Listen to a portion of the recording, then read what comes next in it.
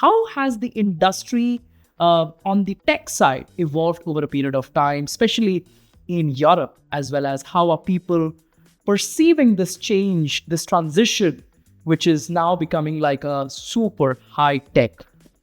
Technologies today play a vital role in accelerating this change. And I like very much always looking a little bit into the history and how technologies have changed societies. And so it took 34 years to get 100 million people on passenger airplanes. But it took just 5 days for 100 million people to use ChatGPT. The French president, seeked help from Prime Minister Modi to understand how the UPIs functioned in India, what led to its progress, and how did the growth happen over a period of time. Entrepreneurs are not only the startup guys, right? It's also everyone who works in a corporation and is responsible for doing business. In your understanding, how do you see sustainability applicable in the field of strategic entrepreneurship? We know that companies can only survive on the market, make an impact to societies if they are there for a longer time, meaning at some point they need to be profitable. Sustainability aspect can also be seen as a big market opportunity, right? So what kind of business models do I need to leverage up on this sustainability trends? If you are entrepreneurially minded, you don't see this trend of sustainability as a threat. What would be I would just ask very specific, 3 smart strategic moves, right, for a young entrepreneur? And this is what a good entrepreneurially minded person is doing, going for it, failing and doing it again, right? And thereby we come into a learning circle. And there is countless opportunities, being it from the technology perspective, as we have discussed, being it in the sustainability field. So my next question for you is, at what age do you want to retire? 99.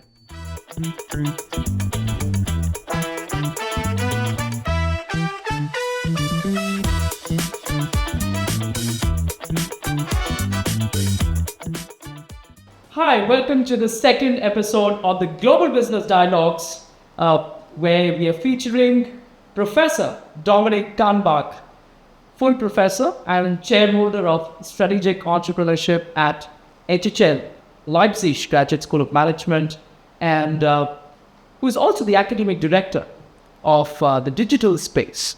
It's the HHL's digital transformation platform, and someone who's published his papers widely across continents, be it in Europe or whereas in Americas, Asia Pacific, and has many papers in either in Financial Times or high-ranked journals, case centers like Ivy, Harvard, and so on. So today we are very privileged to host Professor Dominik at Great Lakes campus. So Professor Dominik, it's truly an honor that you have accepted to visit our campus. And how do you feel being at Great Lakes? Yeah, thanks for the invitation, and thanks for hosting me here today and also in this podcast. Yeah, it feels fantastic. Feels fantastic to be back in India and to get to know today the Great Lakes family with the inspiring students and the great faculty. So, very happy to be here. Absolutely. I think pleasure is ours, Dominik. And so you are an expert in the area of strategic entrepreneurship, right? And especially with respect to the new age businesses in the environment that we live in, which is highly volatile. And every day you see, any new technology coming in and disrupting things, be it, when metaverse came in, people started talking about it. So perhaps if you can tell us, how has the industry on the tech side evolved over a period of time, especially in Europe, as well as how are people perceiving this change, this transition, which is now becoming like a super high tech? Yeah, very, very good question. Thanks a lot. And you're touching upon a very, very important aspect, and this is the aspect of change that we are seeing every day in all parts of our lives. And as you were saying, technologies today play a vital role in accelerating this change. And I like very much always looking a little bit into the history and how technologies have changed societies. And if we look many years back and look at how long it took, for example, for 100 million people to use a specific technology or technological innovation, then we could take the example of airlines, for example, passenger airlines. Until 100 million people used it, around 35 years went into the books. So it took 35 years to get 100 million people on passenger airplanes. But it took just 5 days for 100 million people to use ChatGPT. Okay. Right? And you are touching upon this very, very important aspect that the change is accelerating, right? And how do companies deal with that? How do societies deal with that? That is part of our research. And I mean, companies are under pressure in all kinds of industries, right? One cannot say, hey, there is not that one industry that is super safe and super stable, but all kinds of industries are to a certain degree affected, right? And all these companies in these industries need to embrace this technological change, right? And this puts a lot of pressure on the management aspect, but also on the society side, right? Given paradigms are changing, and also, on one or the other aspect, there's also maybe some fear in the society. What does it mean for our jobs if technology is maybe taking over, right? And what I think is that it's of utmost importance to embrace this change, right? As a company and as an individual, of course. Yeah, I mean, it's interesting to see how the entire business landscape has evolved.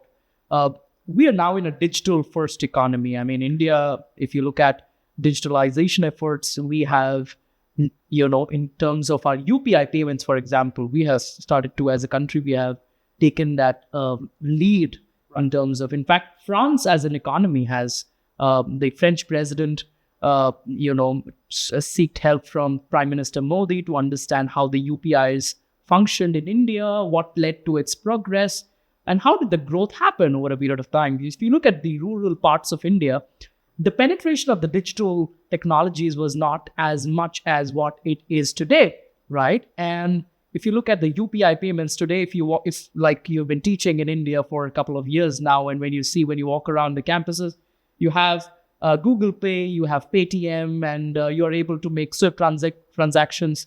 So again, French economy took that as an inspiration and is now working on building that. Similarly, there are other countries that are embracing that. So how have these strategies evolved for entrepreneurs in general in such a fast-paced digital-first economy?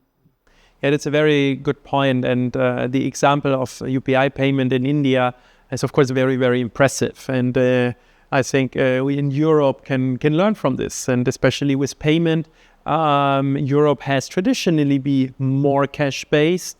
One needs to say that there has been a shift during COVID times now, which is quite positive, that more cashless payment is accepted. But I'm always impressed by the penetration of UPI payment here in India. So how does that change, and what is the impact of strategies for entrepreneurs? So first of all, I think it's important to understand that entrepreneurs are not only the startup guys, right? It's also everyone who works in a corporation and is responsible for doing business, right? Everyone needs to be entrepreneurial, right? In the way of thinking, and also in the way of then, using this way of thinking and making it for a real impact. And there, I think it is really important to have a continuous understanding of new developments.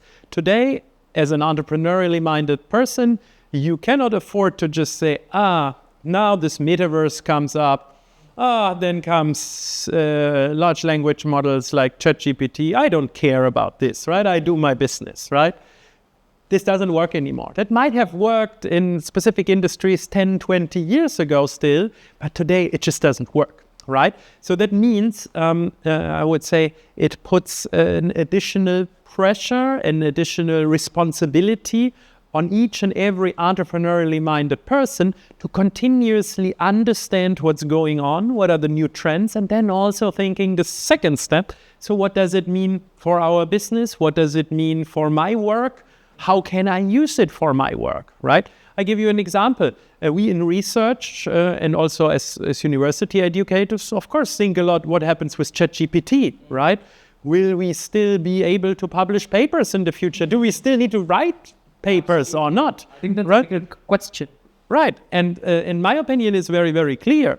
My opinion is, yes, we do still need it and will do it in the future, but we need to be the ones that know how to deal with ChatGPT or large language models and how to use it for our benefit. I use it personally as a kind of sparring partner for doing research, iterating a research question with ChatGPT and getting inspiration from that. I'm not taking for granted what is coming out of that, but I see how it helps my thinking and my way forward on getting into new topics. And I think this is the mindset which is important for every entrepreneur, for everyone out there in the business, not hiding and saying, oh, I don't want to try out these new technologies, but yeah, rolling up the sleeves and trying it out and see how you can benefit from it. Absolutely. In fact, I'll just add to what you just mentioned. For me personally, if you see, entrepreneurship is a mindset. I mean, it's as you rightly said, that it's just not, if you want to start up, you think of being an entrepreneur. I think, in fact, somebody even being a professor, being a doctor, being an architect, are all entrepreneurial in their mindset, right? Because somewhere attributes like being able to take risks, for example, being able to be enterprising, right? Trying out new things. Today in your session, you spoke about novelty, right? So innovativeness. So things like that, I think that's exactly what defines how a person contributes, not just in his or her own field, but also more specifically in their own, say, for example, in their tenure of their career, right? So another aspect which I will touch upon, Professor Dominik, is on sustainability, right? Today, United Nations, across, especially this month when we're talking about the United Nations General Assembly, which is happening in New York, most of the diplomats, whenever they meet, and especially at the World Economic Forums as well, there is a real discussion, which is a very solid discussion happening around the table about how can economies, work towards creating a more sustainable community, and as a whole, as as countries that can work more collaboratively, right? So, in your understanding, how do you see sustainability applicable in the field of strategic entrepreneurship, and what lessons we can learn as, say, for example, if somebody is in academic community, maybe they are researchers, right?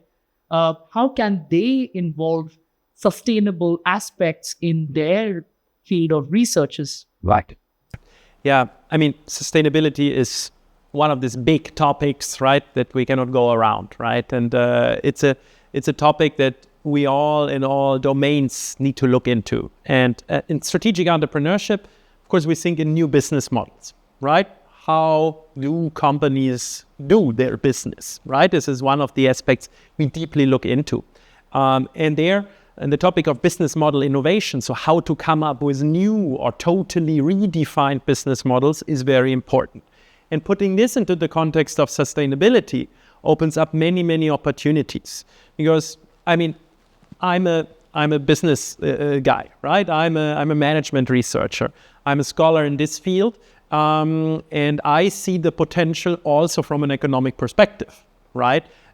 Because we know that companies can only survive on the market, make an impact to societies if they are there for a longer time, meaning at some point they need to be profitable, right? And they need to have a decent level of profitability. And the sustainability aspect can also be seen as a big market opportunity, right? So what kind of business models do I need to leverage up on this sustainability trend? And if you look into the societies, people get more and more sustainability conscious, right? So example, young people get more conscious about their CO2 footprint in traveling, right? If I'm a travel operator, right, why not think about offering more sustainable options, right? Maybe using the train for in a country or in a European travels, right? And offering packages into this thing. So, and this brings me to a very, very important mindset point, because you said, entrepreneurship is a mindset, right? And here we see how this mindset can have a very, very positive impact. Because if you are entrepreneurially minded, you don't see this trend of sustainability as a threat, right? You say, hey, this is an opportunity to build a new business model that exactly caters for this trend, and I can earn money with that. And there is absolutely nothing wrong, from my perspective, in combining the sustainability trend with the aspects of economic value creation and building profitable businesses. And there is a big opportunity, and the good entrepreneurial mindset is exactly seeing this and then doing something about it and building a sustainable business. Hey, interesting. I think, you made some real interesting points, Dominik. So, in today's day and age, when you see so many young, fresh blood, when they are looking at setting up their own firms, you look at people with so many interesting ideas coming in from colleges these days. So, sometimes what they're doing, they look out for more information, more educative content on social media. Sometimes they do their research in terms of, maybe going through certain books, certain, academic journals to understand certain aspects, certain areas. But in your opinion, so what would be three, like I would just ask very specific, like three smart strategic moves, right, for a young entrepreneur who is venturing into building up his company and scaling it up? So you could tell us like three smart strategic mantras that the world should know. Very good. So the first thing I would say is definitely do it. So trying it out, right? Not being hesitant of saying, this might not work, right? And this is why I'm not doing it, right? This is the wrong mindset, right? So first thing, really going for it and trying it out. And especially you're mentioning young entrepreneurial minded people, right? If you're still in the university context, right, it's the best time to try things out, right? Try things out and learn from this. Second thing then is, failing fast, right? And not just trying it, but also embracing the failure, right? And learning from this, right? And once again, reflect very much on what went good, what went maybe wrong with that. And the third one then is try it again, right? And this is what a good entrepreneurially minded person is doing, going for it, failing, and doing it again, right? And thereby we come into a learning circle, right? And each time we fail, I always say you need to fail smart, right? It's not like, okay, it's failed and we close the books and I don't want to talk about it ever again, right? Be very reflective on, what can you draw out in terms of learnings from your failure, right? What do you maybe next time do differently? And in this context also, network. Don't think that you will have the perfect idea alone in your room, right? When sitting at the desk, right? You need to go out, talk to people, get a feedback very, very early on. That's the same in research, right? When we write our studies, we go out on conferences, discuss with faculty from other universities to get an immediate feedback, a response, right?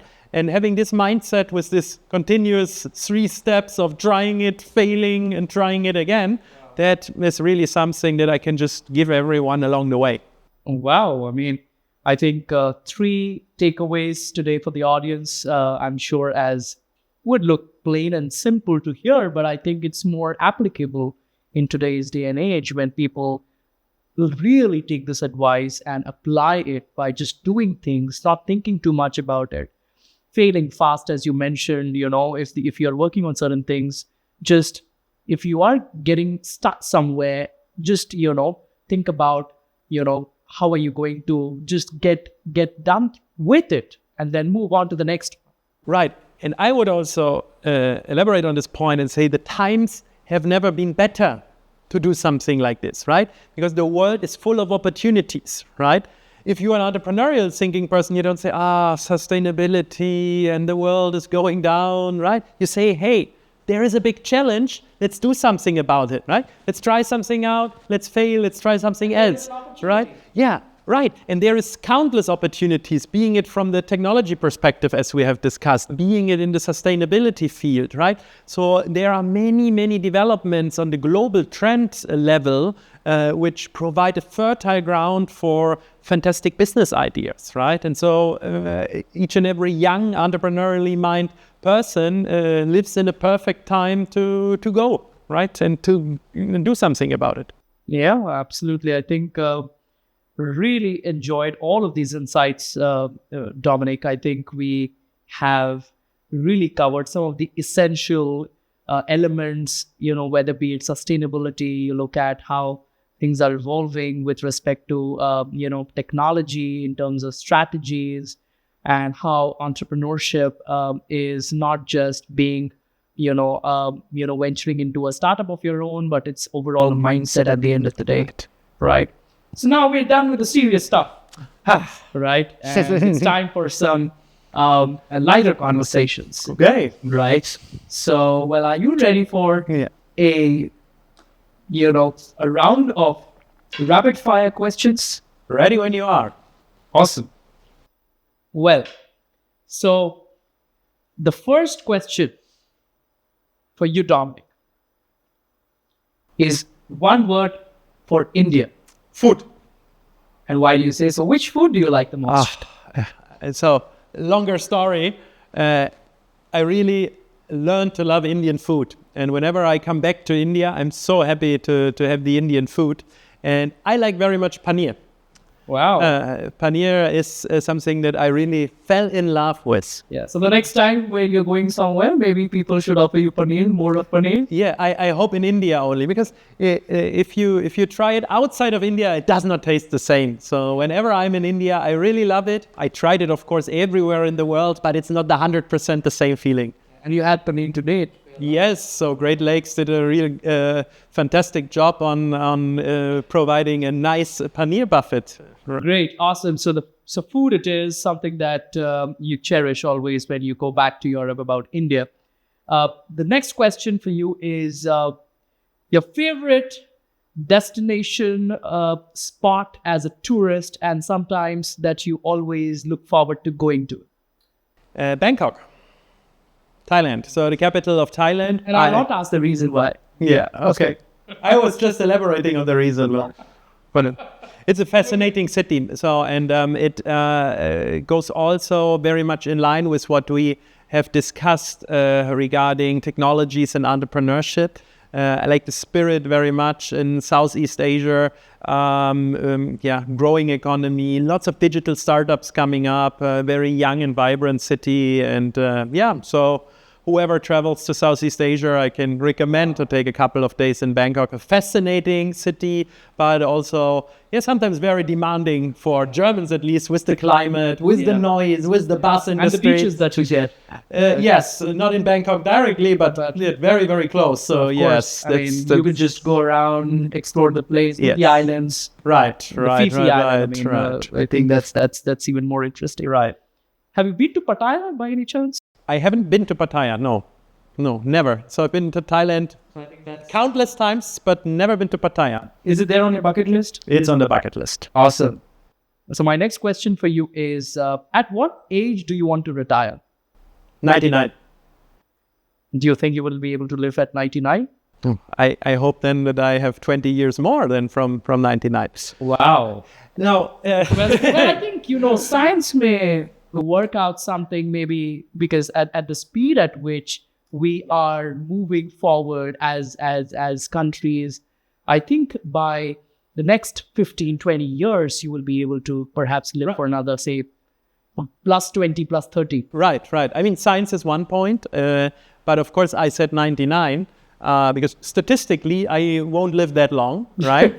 But saying to retire at 99 implies that I, first of all, live that long, right? Which puts a little bit pressure on myself to live on a healthy diet, to take care of myself, take care of my body. Do you believe yoga? Yes, right. Yoga or... Do you believe in yoga? Is it something one can believe in? So yeah, I mean, because, a lot of people may consider going to the gym, for example, being fit, right? Okay. So yoga as maybe, people want to just meditate and they feel... Yeah, I like this very much. So I have to say Apple Fitness Plus brought me closer to yoga moves. So I do a lot of stretching and yoga moves there. That really, really helps me to feel good. And saying to retire at 99 puts, so to say, the pressure on myself to take care of myself and my health. And yes, and I also love to work. Yeah. So another interesting question as a rapid fire is, and let me give you the context of the question that is coming up. So you've, taught and researched with teams around different universities across, not just in Europe, but also in Asia Pacific, in Americas, and so on. So you have dealt with young students, with elder, people of older ages, like, 40s and 50s and 60s and 70s as well. Oh, 40s, be careful. But, being fit, being young, and being still able to have that kind of a research footprint with the kind of work that you have done, I think puts a lot of pressure now, right? So the question is, in either your college time or maybe in your university, right, has been your crush, either in your college or university? Did you ever look at a celebrity in either in Europe or in Americas that you always looked up to and you said, well, she looks fit. Well, I think if I am 50 or if I am 60, I should look like that person, right? So did you have a celebrity crush in mind? Celebrity crush. So looking at an older person and considering my lifestyle, I would say definitely it's George Clooney. Right. Wow. From the movie Up in the Air, I travel a lot. You mentioned that, right? But I wouldn't consider this a celebrity crush. Let's talk about let's talk about celebrity crush when I was younger. Right? Yeah. So who was that? So I would say you mentioned America. There, I would definitely say Jennifer Aniston. Mm-hmm. And if you are seeing this right now, Jennifer Aniston, I'm sorry, I'm married now. So right, because this was the time when I grew up in the early 90s. It was the time of Friends. Yeah. Yes. Right. Yes. And India has a huge fan base for Friends. Really? In fact, Okay. you go all around, and especially this is in fact right now with the Gen Z as well. So it's reviving. It's rewinding, people going back to these old sitcoms, and wanting to just sit back, relax, and have some good time by watching Friends and reliving some of the moments again, and wanted to perhaps just have some of these moments in their university life, college life, and especially when you're in a residential campus like Great Lakes, right? So right. When you have friends all around, I think that's nice, and also from a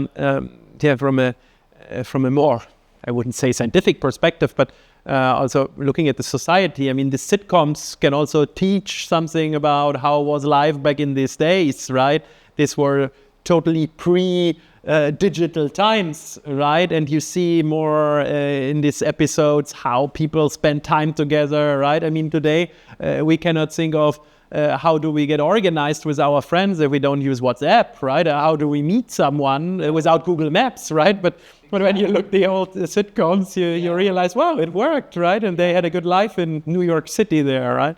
Yeah. Interesting. I think we're in exciting times for sure. right? And it had its pros, it had its cons. I think people will have always, looking at two sides of the same coin. But I think, what is more interesting is, especially if you look at Hollywood, for example, right? There's another world of Bollywood here in India, which is big, right? And what is your view about Bollywood?